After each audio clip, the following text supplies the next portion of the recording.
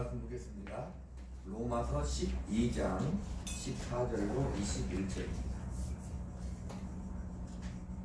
로마서 12장 14절로 21절 한 절씩 읽겠습니다. 너희를 박해하는 자를 축복하라. 축복하고 저주하지 말라. 즐거워하는 자들과 함께 즐거워하고 우는 자들과 함께 울라. 서로 마음을 같이 하며 높은 데 마음을 두지 말고 도리어 낮은 데 처하며 스스로 지혜 있는 채 하지 말라. 아무에게도 악을 악으로 갚지 말고 모든 사람 앞에서 선한 일을 공모하라. 할 수 있거든 너희로서는 모든 사람과 더불어 화목하라. 내 사랑하는 자들아, 너희가 친히 원수를 갚지 말고 하나님의 진노하심에 맡기라. 기록되었으되 원수 갚는 것이 내게 있으니 내가 갚으리라고 주께서 말씀하시니라. 네 원수가 죽이거든 먹이고 목마르거든 마시게 하라. 그리함으로 네가 숯불을 그 머리에 쌓아 놓으리라. 악에게 지지 말고 선으로 악을 이겨라. 아멘. 기도합니다. 하나님, 이 시간도 우리의 마음을 집중하게 하시고 하나님의 말씀을 받사오니 그 말씀이 우리에게 하나님의 크신 사랑과 은혜를 나는 말씀이 되게 하시고 믿음이 견고해지는 말씀이 되게 하시고 은혜 받아 세상에서도 그 말씀이 되어 살아갈 수 있는 귀한 힘을 얻는 이 시간 될 수 있도록 함께 하여 주시옵소서. 예수님 이름으로 기도하옵나이다. 로마서 12장 14절로 21절입니다. 오늘 제목이 우리가 할 수 있을까? 라는 제목입니다. 오늘 본문을 읽고 첫 번째로 느껴지는 그 느낌이 좀 그런 것 같아요. 이렇게 우리가 살 수 있는가라는 그런 의문도 들고 또는 또 어떤 큰 또 우리에게 맡겨진 또 의무가 있어서 그런 의무감도 들고 또 무거운 마음도 들고 할 수 없을 것 같은데 어떻게 이렇게 하라는 말인가 그런 생각이 일단은 듭니다. 자, 그런데 성경이 이렇게 말하는 것은 우리에게 또 어떤 의미가 있는가 오늘 또 잘 생각해보는 귀한 시간 갖도록 하겠습니다. 지난 시간을 보면 자, 우리의 삶을 하나님께 산 제물로 드려야 된다. 그렇게 하기 위해서는 이 세대를 본받지 말고 마음을 새롭게 하고 변화를 받아야 된다. 그렇게 말씀하셨어요. 그래서 성도들은 우리에게 주신 은혜대로 은혜 받은 자로서 각자의 자리에서 각자의 사명을 잘 감당해야 된다. 그 일은 또한 사랑하는 것이고 그 사랑은 또 거짓을 미워하고 선에 속해야 된다. 형제를 우애하고 존경하면서 부지런하여 열심을 품고 주를 섬겨야 된다. 형제를 사랑하는 것이 주를 사랑하는 것이 주를 사랑하는 것이 바로 형제를 사랑하는 것이다. 그래서 소망 중에 즐거워하며 환난 중에 참으면서 기도에 무시로 항상 힘쓰면서 성도들에게 쓸 것도 공급하고 대접하기를 힘써야 된다. 지난 시간까지 우리 한단히 살펴봤습니다. 그리고 오늘 본문에 넘어오는데 우리가 12장 3절부터 13절까지 보면은 교회에 지체된 성도 각자가 교회 안에서 어떻게 믿음을 가지고 삶을 살아야 되는가를 말하고 있습니다. 또 우리 14절부터 21절 오늘 본문은 동일하게 성도가 어떻게 믿음을 가지고 살아야 되는가를 말씀하고 있는데 성도들 간에가 아니라 이 사회에서 저 세상에 있는 자연인들에게 어떻게 우리가 그들을 대하고 어떻게 우리가 살아가야 되는가 그것을 이 시간은 말하고 있습니다. 자, 우리 한 절씩 보면서 그 말씀을 참고하는 시간 갖도록 하겠습니다. 14절 한번 읽도록 하겠습니다. 14절 시작. 너희를 박해하는 자를 축복하라. 축복하고 저주하지 말라. 너희를 박해하는 자를 축복하라. 축복하고 저주하지 말라. 이런 말씀을 보니까 그 당시에 로마 교회는 박해를 받고 있는 시기라고 볼 수 있습니다. 당시 이제 로마 교회 구성원들을 보면 유대인들이 있었죠. 그러니까 유대인이면서 예수를 믿는 이들이 있었고, 유대인이니까 계속 유대교를 하는 이들도 있을 것입니다. 그러니까 그런 유대인들에게 핍박을 받았을 것이고, 또 다른 이들에게도, 또 세상의 권력에게도 핍박을 받았습니다. 그런데 이 말씀 우리에게 적용하면 세상 모든 사람들에게 이렇게 하라는 거예요. 그 당시만 얘기하고 끝나면 우리가 읽는 아무런 유익이 없는 거죠. 작게는 뭐냐면 지금 우리가 살면서 박해하는 자들에게 어떻게 우리가 해야 되는가, 그걸 말하고 있다는 것입니다. 자, 문제는 우리에게 말씀하고 있다는 거예요. 오늘 제목이 뭐라고요? 다시 한번 다 같이 한번 해볼까요? 우리가 할 수 있을까? 왜냐하면 우리 신앙은 그냥 이론으로 끝나는 게 아니에요. 구체적인 우리 삶 가운데 우리가 삶으로 살아야 되는 게 우리의 신앙이다, 이 말입니다. 자, 우리는 왜 우리가 이렇게 할 수 있을까 이런 생각을 할까요? 그것은 우리가 잘 하지 못하니까. 우리가 잘하면 그런 생각 할 필요 없죠. 그냥 잘 살면 되는 거니까. 우리가 잘 하지 못하기 때문에 우리 이런 생각을 하고 있단 말입니다. 그런데 성경이 우리한테 말씀하고 있다는 것은 뭐냐면 역설적으로 할 수 있기 때문에이기도 한 거예요. 우리가 할 수 있기 때문에이기도 하는 거예요. 우리는 말할 수 있죠. 하나님, 왜 우리한테 이렇게 힘든 일을 하라고 그래요? 이렇게 말할 수 있잖아요. 그런데 우리의 하나님은 뭐냐면, 쉽게 얘기하면 하늘 보좌에 계셔서 우리를 내려다보시고 우리한테 그렇게 살아, 이렇게만 말씀하시지 않았다, 이 말입니다. 우리의 구주 예수님이 이 땅에 사람으로 오셔서 친히 먼저 그렇게 사신 거예요. 친히 모범을 보이신 거다, 이 말입니다. 우리는 그 하나님을 믿고 그 예수님을 믿는 거예요. 그래서 우리는 할 수 없을 것 같은데, 아니, 할 수 없는데 하라고 하면 이것이 우리에게 뭐가 되는 거예요? 고통이 될 수 있는 거죠. 하나님 우리에게 고통을 주시는 분인가, 이렇게 생각해 볼 수 있는 거예요. 자꾸 자문하고 답을 얻어야 우리가 살아가는 데 있어서 우리가 확실하게 믿음을 가지고 살아갈 수 있다, 이 말입니다. 그래서 우리 신자에 살면 할 수 없는 것을 해야만 하는 고통스러운 삶이 아닌가, 이 말이에요. 그러니까 성경은 우리한테 무엇을 말하고 싶은 것입니까? 이것을 무거운 짐으로 짊어지고 살라는 것이 아니고, 해야만 하는, 안 하면 안 되는 의무로서가 아니라 우리가 은혜 입은 자로서, 구원받은 하나님의 자녀로서, 주님의 몸된 지체로서 이것을 영광과 자랑으로 알고 그렇게 살아보라고 하는 것. 이것을 못하면 이런 거죠. 이것을 못하면 어떤 큰 우리에게 어떠한 일이 벌어지는 게 아니라, 쉽게 얘기하면 그거죠. 너희는 이런 일들을 구원을 받기 위해 하는 그런 율법적인 게 아니라는 거예요.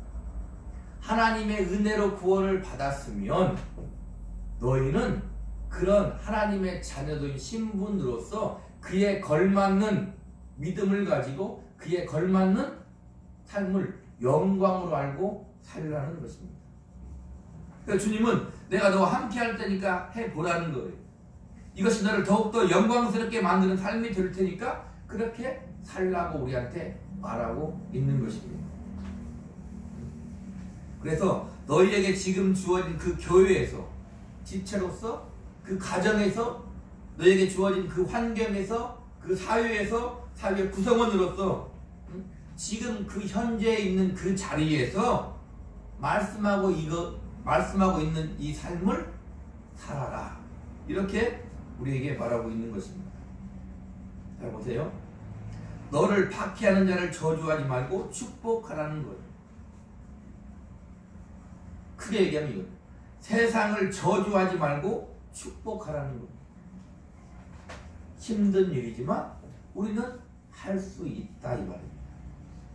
이 한 단어에 엄청난 그 내용이 포함되어 있죠. 우리는 힘든 일이지만 우리는 할 수 있어요. 할 수 있지만 힘든 일이에요. 무엇을 보면 알 수 있습니까? 성경을 보면 알 수 있고 우리의 삶을 바라보면 알 수 있는 거예요.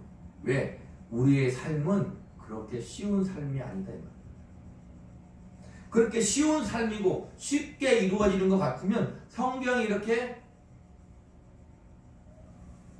계속 말할 필요가 없는 거예요. 간단한 거죠. 그냥 간단한 한 문장으로 끝나면 되는 거예요.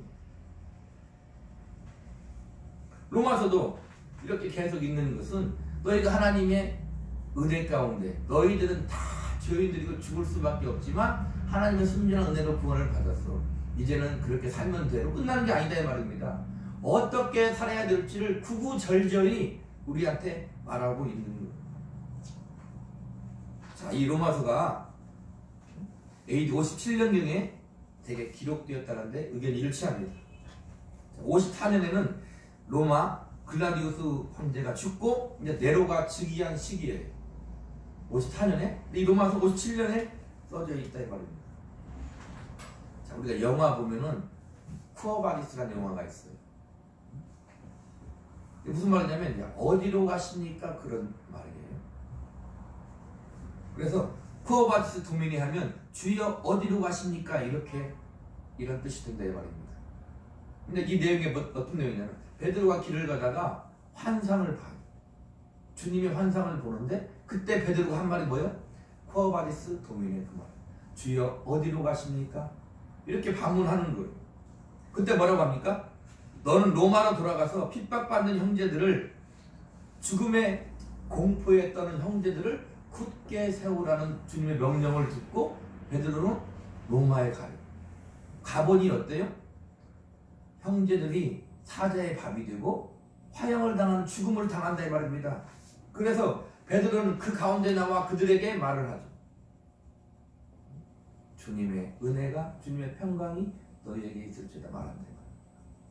그리고 베드로는 잡혀요. 그리고 현승에 의하면 베드로는 십자가에 거꾸로 매달아 죽었다는 거예요. 나의 주님은 십자가에 매달아 죽었는데 내가 어떻게 주님과 똑같이 십자가에 매달아 죽을 수 있겠는가? 나는 거꾸로 매달아 달라고 해서 십자가에 거꾸로 매달려 죽었다 이 말입니다. 그리고 많은 그리스도인들이 사자밥이 되고 화형을 당해. 그 영화를 보면 실질적으로 있었던 내용을 토대로 한 것이죠. 그런데 노래를 합니다. 샬롬 샬롬 하면서 노래를 해요. 저 죽어가는 지체들 형제들을 보면서 노래를 해요. 또 하나님을 찬양한다 이 말입니다. 그런 것을 아무나 할 수 없는 거죠. 그런 영화를 우리가 왜 보겠어요? 그랬구나로 끝나면 안 됩니다. 지금도 마찬가지다 이 말입니다. 우리가 할 수 없는 그것, 원수를 어떻게 우리가 박해하는 자를 우리가 어떻게 축복할 수 있겠습니까? 그러나 할 수 있다 이 말입니다. 사자밥이 되고 화형당하는 그리스도인들을 보면서 그 관중들은 어떻게 생각해요? 웃잖아요. 그 영화 보면 그렇습니다. 웃고 뭐예요? 희롱하고 그런 내용이 나와요. 똑같은 사람인데 죽음을 당하는 그 장면을 보고 웃어요. 인간의 죄성이 잔인성이 보여지는 대목입니다. 그런데 그리스도인들은 죽어가며 그들을 저주하지 않아요. 영화에서도 찬양하는 그리스도인들을 보면서 그들은 놀랍니다. 어떻게 죽어가면서 평안할 수 있는가? 어떻게 죽어가면서 찬양할 수 있는가? 그냥 간단히 하나님 은혜를 주시면 되겠지 이렇게만 생각하면 안 된다 이 말입니다. 우리도 똑같은 것이죠. 세상이 우리를 바라볼 때 어떻게 그리스도인들은 그럴 수 있는가 라고 말해야 돼요. 지금 이 현 시대에 가장 세상이 우리를 보고 그렇게 놀랄 수 있었던 일들이 있잖아요. 그게 뭐예요? 이 코로나 시대 아닙니까? 이 코로나 시대에 그리스도인들을 바라보면서 교회를 바라보면서 세상은 야 그리스도인들은 어떻게 저렇게 할 수 있을까라고 말을 해야 된단 말이죠. 그런데 세상 우리한테 어떻게 했어요? 오히려 우리한테 요구를 하잖아요. 우리가 잘해서 그게 아니라 제대로 했는데 아니라 제대로 하지 못한 부분을 보고 우리가 욕을 먹었다 이 말입니다. 세상에 어떻게 선한 영향력을 우리가 끼칠 수 있겠어요? 그러니까 우리의 믿음은, 우리의 신앙은 말로만 해서 안 된다 이 말입니다. 코로나가 왔을 때에도 전무후무한 일이 일어났잖아요. 모여서 예배할 수 없는, 우리 기독교계에 전무후무한 일이 일어났어. 그럴 때 우리가 어떤 모습을 보였는가? 우리는 예배 드리기 위해서 엄청난 몸부림을 쳤죠.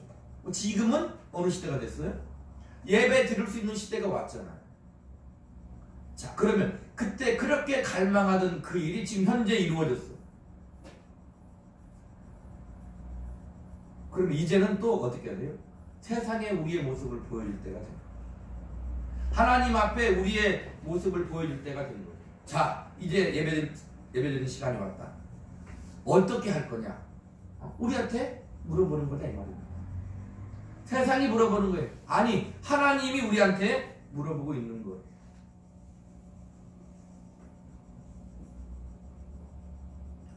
세상을 축복할 수 있어야 돼요. 어떤 세상을요? 너희를 박해하는 자를 축복하라. 축복하고 저주하지 마. 우리를 박해하는 자를 어떻게 축복할 수 있겠어요? 그러나 주님의 십자가에 주님과 함께 죽고 주님과 함께 보라의 생명을 얻은 자만이 그렇게 할 수 있어요. 죽음을 이긴 자만이, 생명을 얻은 자만이 그렇게 할 수 있어요. 이 죽음도요, 그냥 막연히 우리가 죽음을 이기겠지, 하나님 우리한테 그런 믿음을 주는 게 아니에요. 우리의 믿음이신, 우리의 구원주이신, 우리의 주인이신 우리 주님이 사람으로 오셔 실제로 죽고 실제로 부활했다 이 말입니다. 그것이 우리의 믿음입니다. 그게 우리 기독교의 믿음의 전부인 거. 그렇게 죽음을 주님과 함께 죽고 주님과 함께 부활하여 생명을 얻은 자만이 세상을 바라보고 저주하지 않고 축복할 수 있는 거예요. 세상의 최고의 무게는 뭐예요? 최고의 무기는 무엇입니까? 죽음이다 이 말입니다. 죽음 앞에서는 누구나 다 입 닫는 것. 어찌 보면 세상은 안 죽어보려고 살다 마지막에 가면 어찌할 수 없어 죽는 것. 그런 똑같은 삶을 우리 그리스도인들이 살면 안 된다 이 말입니다. 그래서 바울의 고백처럼 은혜를 입은 자만이 사망아 너희 승리가 어디 있느냐? 사망아 네가 쓰는 것이 어디 있느냐 하면서 외칠 수 있는 자가 우리 그리스도인들이라는 것. 그래서 저주하지 않고 축복할 수 있는 거다 이 말입니다. 우리의 삶 가운데서 구체적으로 우리는 그렇게 해야 되는 거예요. 다른 어떠한 것이 우리의 큰 사명이 아니다 이 말입니다. 우리 15절 한번 보겠습니다. 15절 시작. 즐거워하는 자들과 함께 즐거워하고 우는 자들과 함께 울라. 즐거워하고 우는 것, 이 모두는 뭐냐면 오늘에 보면 부정사 현재 능동형이에요. 이게 능동적으로 계속 함께 즐거워하고 계속 함께 현재 울어라 이 말입니다. 적극적인 동참을 가리킵니다. 우는 자들과 함께 울라. 교회에서나 세상에서나 우는 자가 있으면 우리는 함께 울어야 되는 거예요. 함께 울어야 돼요. 고난을 당한 사람을 보면 무엇 하면 됩니까? 함께 울고 위로하면 되는 거예요. 교회 내에서는 누가 고난을 당하면 잘 생각해봐. 뭔가 잘못한 게 있을 거예요. 그러면 안 된다 이 말입니다. 그 말 하지 않아도 그 사람은 고난을 당하면 사람의 죄성은 그걸 생각하게 돼 있어요. 내가 무슨 하나님께 잘못을 했는가 생각한다 이 말입니다. 세상 사람에게는 세상 사람 말하는 거잖아요. 예수 안 믿는 자연인들에게는 우리가 뭐라고 말합니까? 예수 믿으면 다 해결되는데 왜 그래? 이렇게 말하면 안 된다 이 말입니다. 일부분 맞는 말이 있죠. 고난을 당한 사람에게는 어떻게 하면 돼요? 손을 잡아주고 힘들지 하면서 같이 안아주고 울어주면 되는 거예요.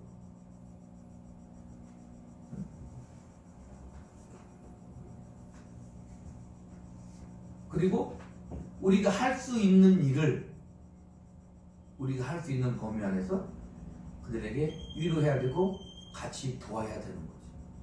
말로만 끝나면 안 된다 이 말입니다. 자, 즐거워하는 자들과 함께 즐거워하라.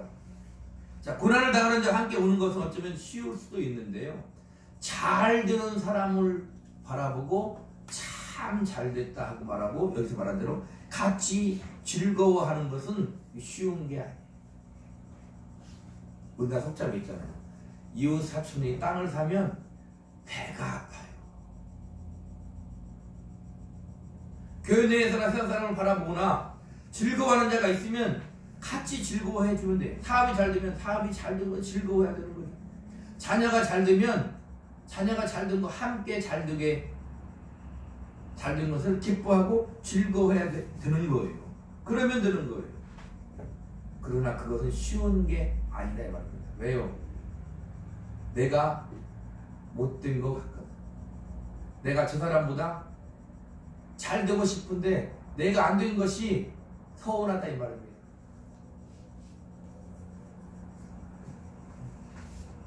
목사님들도 만나면 그러죠. 맨날 만나면 하는 소리가 교회는 얼마나 부흥됐다 이렇게 말하잖아요. 누가 부흥되면 너무 좋겠네. 하나님이 함께 하신가 봐. 좋은 말 다 동을 사면 끝나면 되는데 그런 말이 잘 안 나온다 이 말입니다. 기왕이면 우리 교회가 부흥되면 좋지요. 그러나 뭘 해야 돼요? 같이 즐거워해 줘야 되는 거예요.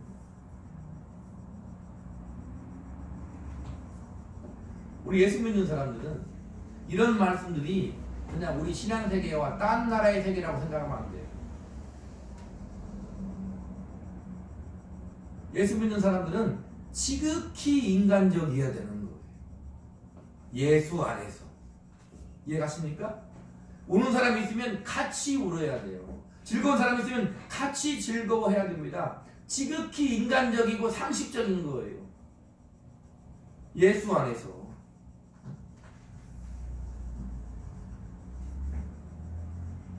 세상 말도 기쁨을 나누면 배가 된다. 이런 말들을 굳이 성경에 기록되어 있는 말은 왜 그럴까요? 잘 안 되더라 그 말이에요. 우리 16절부터 18절 한번 보겠습니다. 시작. 서로 마음을 같이 하며 높은 데 마음을 두지 말고 도리어 낮은 데 취하며 스스로 지혜 있는 체 하지 말라. 아무에게도 악을 악으로 갚지 말고 모든 사람 앞에서 선한 일을 도모하라. 할 수 있거든 너희로서는 모든 사람과 더불어 화목하라. 자 보세요. 들어보면 어때요? 참 이 일을 어찌할까 이런 생각이 든다 이 말입니다. 요즘 유행하는 말 중에 뭐예요? 꼰대란 말 있잖아요. 꼰대. 참 하나님 꼰대인 것 같아. 너무나 세심하셔. 너무나 우리가 힘든 말을 자꾸 하라는 것 같아. 그렇지 않아요? 성경을 읽어보면 뭐 이런 것까지 굳이 대충 넘어가면 되지 이런 말을 하냐 이 말입니다. 응? 우리는 낮은 데 처하며 악을 악으로 갚지 말고 선한 일을 도모하며 모든 사람과 동으로 화목해. 그냥 말은 이렇게 쉽지만 쉽지 않은 게 우리 현실. 그러나 역설적으로 쉽지 않기 때문에 재미가 있는 것입니다.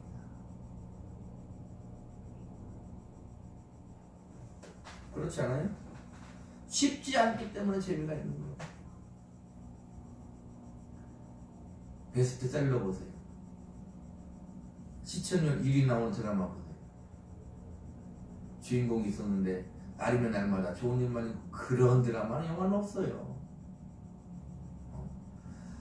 오늘 1회를 봤는데 웃고 끝났어. 내일도 보니까 웃고 끝났어. 그런 드라마 봤습니까? 그런 드라마는 없어요. 그런 드라마는 보지를 않아요. 그 주인공이 뛰어난 사람이든 어떤 사람이든 간에 힘들고 어려운 삶의 역경을 불굴의 의지로 자기의 능력을 최대한 개발하여 지혜를 총동원하여 또 오늘 말씀대로 원수도 때로는 사랑하면서 세상 사람과 다른 방법으로, 같은 세상 사람일지라도 조금은 다른 방법으로 그 일을 이루는 거죠. 세상도 그렇다 이 말입니다. 자, 우리는 사랑하고 축복하고 화목하는 직분을 받았어요. 우리가 할 수 있는 그 일을 해야 돼요. 신앙생활은 뜬구름 잡는 게 아니에요. 우리가 할 수 있는 그 일을 해야 되는 거예요. 어찌 보면 어려운 말씀 같지만 너무 쉬운 말이죠. 다 알고 있는 말이죠. 악으로 갚고 싶은 게 솔직한 우리의 심정 아니겠습니까?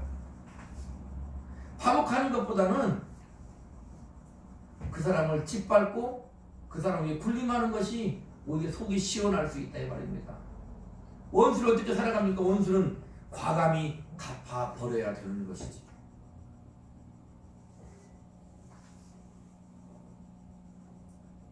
우리 19절 한번 읽어보겠습니다. 19절 보겠습니다. 시작.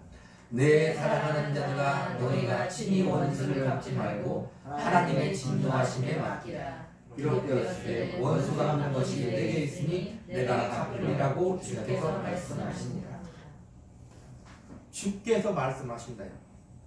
우리 주님이 우리한테 말씀하고 있는 거예요. 우리는 언제든지 입법자와 재판자는 오직 한 분, 하나님뿐이라는 사실을 우리는 잘 알아야 돼요. 입법자요 재판관은 하나님이시다. 하나님께서는 적절한 시기, 하나님의 방법으로 분명히 적절한 하나님의 일을 하실 것이다. 그게 우리의 믿음이다 이 말입니다. 만약에 우리가 원수들에게 복수의 칼을 뽑아준다면 하나님의 정의를 믿지 않는, 그게 예수 믿는 사람. 나의 주권은 누구에게 있다? 하나님께. 이 세상의 심판은 누구의 손에 있다? 하나님 손 안에 있다. 그거 내 손 안에 있으니 너희는 어떻게 하라? 너희는 어떻게 하라는 거야? 너희는 사랑하고 축복하라 이 말이야. 모든 사람과 화목하라 이 말이에요. 악을 가지고 악으로 갚지 말라 이 말이에요. 베드로전서 2장 9절에 그러나 너희는 택하신 족속이요 왕같은 제사장들이요 거룩한 나라요 그의 소유가 된 백성이니 이는 너희를 어두운 데서 불러내어 그의 기이한 빛에 들어가게 하신 이 아름다운 덕을 선포하게 하려 합니다. 얼마나 좋은 말입니까? 너희는 택하신 족속이요, 하나님을 택했다는 거예요. 거룩한 나라라는 거예요. 우리가 거룩한 나라예요. 거룩하신 주님이 성령으로 우리 안에 계시고 우리는 거룩한 나라예요. 그리고 주님의 백성이다 이 말입니다. 그리고 왕같은 제사장들이에요. 제사장인데 왕같다 이 말입니다. 우리가 무슨 말입니까? 주님이 우리의 대제사장이에요. 우리의 죄를 짊어지고 주님이 죽으셨다 이 말입니다. 왕같은 제사장이란 말은 뭐예요? 원수를 갚아버리는 것이 아니라 주님과 같이 그들의 죄를 짊어지는 십자가를 지는 것이 우리의 역할이라는 것. 누구든지 나를 따라오려거든 자기를 부인하고 자기 몫에 든 십자가를 지고 나를 쫓을 것입니다. 그게 왕같은 제사장이에요. 주님 십자가를 지고 어떻게 했어요? 죽으셨다 이 말입니다. 자, 기이한 빛이 뭡니까? 이것이 기이한 빛에 들어가는 거예요. 다른 것이 기이한 빛에 들어가는 게 아니에요. 어떤 황홀한 빛을 보는 게 기이한 빛에 들어가는 것이 아니라 그들의 죄를 주님과 같이 우리가 짊어지고 십자가를 짊어지고 죽는 것, 그게 기이한 빛에 들어가는 것이다 이 말입니다. 그것이 뭐다? 아름다운 덕을 선포하는 거예요. 세상의 방법과 다르다 이 말입니다. 세상의 죄를 우리가 짊어지는 거예요. 왕같은 제사장으로서.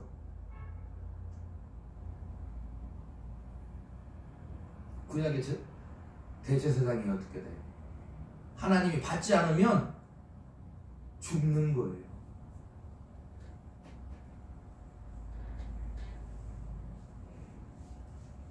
세상은 하나님을 알지 못해요. 아니, 우리도 하나님을 몰랐어요. 그래서 주님이 우리 위에 죄를 짊어지고 죽으셔서 우리를 살리신 거다 이 말입니다. 다른 것이 기이한 빛이 아니고 다른 것이 아름다운 덕을 선포하는 게 아니에요. 내 삶 가운데서 우리에게 주어진 십자가를 지고 가는 인생이라면 그 인생은 아름다운 덕을 선포하는 것이요 기이한 빛에 들어간 인생을 사는 거다 이 말입니다. 우리 20절 보겠습니다. 20절 시작.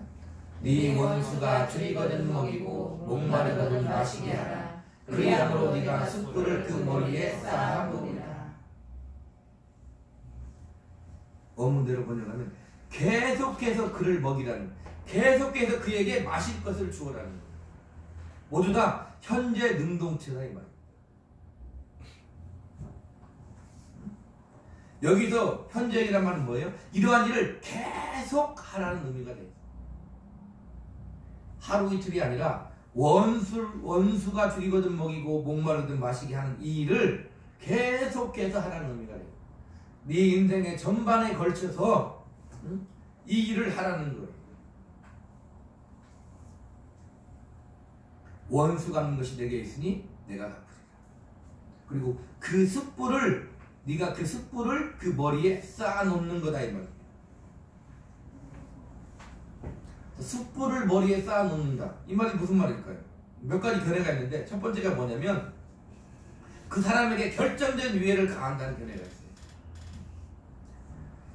자, 성도가 비록 원수에 대해 선을 행하더라도 하나님의 공의로운 심판에 의해서 그 원수는 결정적으로는 형벌을 받는다. 다른 하나는 숯불을 담은 냄비를 머리에 이고 다님으로써 자신이 회개했음을 사람들에게 보이는 풍습이 애굽에 있었다는, 그것을 반영했다는 거죠. 그렇다면 성도의 선한 행동이 결국 악인들을 회개시키게 된다는 의미가 포함되어 있다. 다른 하나는 뭘까요? 불을 꺼뜨린 이웃에게 가서 불씨를 빌려오는 광경을 묘사한 것인데, 이건 뭐냐면 고대 근동에서 불을 꺼뜨린 자에게 불씨를 빌려주는 것은 대단한 호의로 여겼다는 거예요. 이런 당시 풍습을 반영한 표현으로 보는 거예요. 자, 그렇다면 본절은 무엇을 말합니까? 성도의 선행은 자신을 적대하는 원수에게 불씨를 빌려주는 것과 같은 적극적인 호의를 베푸는 거다 이 말입니다. 그러니까 이것은 그들은 심판을 받을 거야가 아니라 우리가 그렇게 함으로 인해서 그들을 하나님 앞으로 나오게 할 수 있다는 거예요. 우리가 하는 행동이 그들이 심판이 결론적으로 될 수도 있겠지만 그렇다면 가치가 좀 떨어지지 않겠어요? 그러나 우리가 하는 그 행동으로 인하여서 우리의 삶으로 인하여서 그들 또한 하나님 앞에 은혜를 입은 자가 될 수 있다는 것. 그래서 본절은 진정한 보복은 악으로의 되갚음, 안갚음이 아니라 관용하는 거다. 그러니까 원수는 갚아버리는 게 아니라 그 원수를 갚으려면 내가 원수 같은 사람이 돼야 되는 거야. 최고의 보복은 뭐다? 그를 용서하는 거다 이 말이야. 최고의 보복은 그를 용서하는 거다 이 말이야. 그래서 우리의 사명은 어떠한 거창한 구호가 아니다 이 말입니다. 어떤 거창한 사업이 아니다 이 말입니다. 주의 명하심을 쫓아서 그들을 친절함과 관용함으로 원수를 축복하는 것이 우리의 사명입니다. 우리에게 주어진 그 삶에서 박해하는 자를 축복하는 것이, 그들을 용서하는 것이 우리의 사명입니다.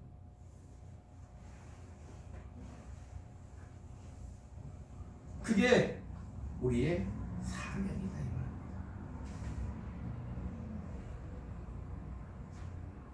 우리 21절 보겠습니다.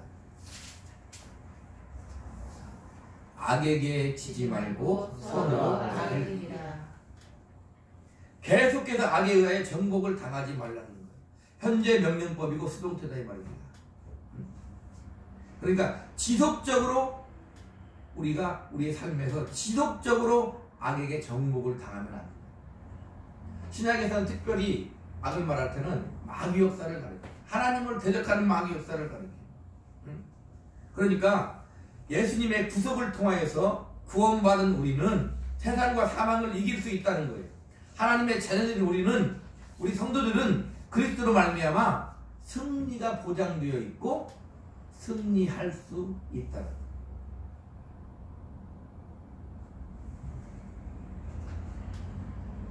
그래서 우리는 악을 이길 수 있는 신분에 되어 있다. 악을 이길 수 있는 신분.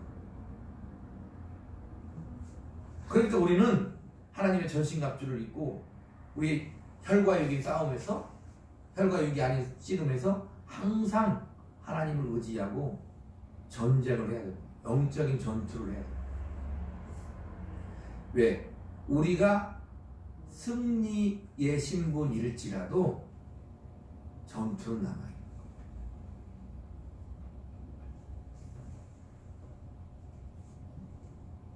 지금도 우크라이나에 전쟁이 있지만 전쟁이 누구의 승리로 끝나도 전쟁은 끝날지 모르지만 전투는 남아있는 거예요. 우리는 우리가 승리의 신분을 가진 자로서 전투하는 거다. 어떠한 큰 것 같지만 아니 우리의 사소한 삶 가운데에서 오늘 말씀대로 원수를 축복하고 박해한 자를 축복하고 그들을 용납하고 그들을 사랑하는 게 우리의 바로 사명이다 이거예요. 선으로 악을 이기라. 적극적으로 하나님이 우리한테 명령하는 거예요. 악을 이기는 방법은 선을 행하는 거예요. 악을 악으로 이기면 세상과 똑같은 게 되는 거죠.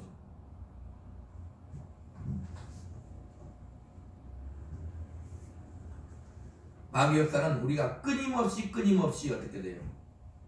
똑같이 보복하기를 바랍니다. 그러나 우리는 선을 행함으로 오히려 그들을 이길 수 있다. 그 이김을 보이는 그 자체가 우리에게 승리로 보이지 않을지라도.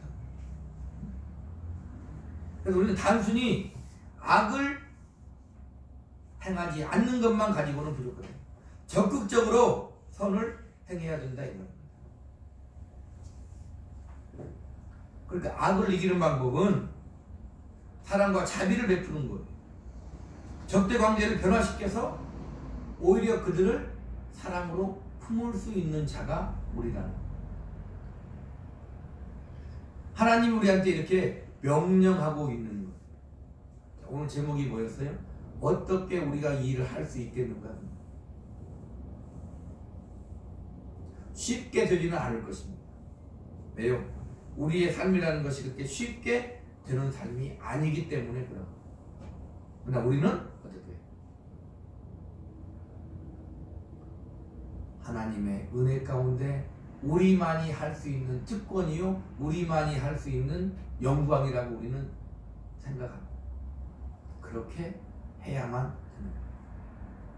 악에게 지지 말고 선으로 악을 이깁니다. 어찌 보면 우리가 살아가는 이 삶은 선한 삶입니다. 왜요? 하나님의 자녀이기 때문에 우리가 살아가는 이 삶을 우리가 믿음을 가지고 살아간다면 우리는 악을 분명히 이길 거예요. 이제 코로나도 끝나갑니다.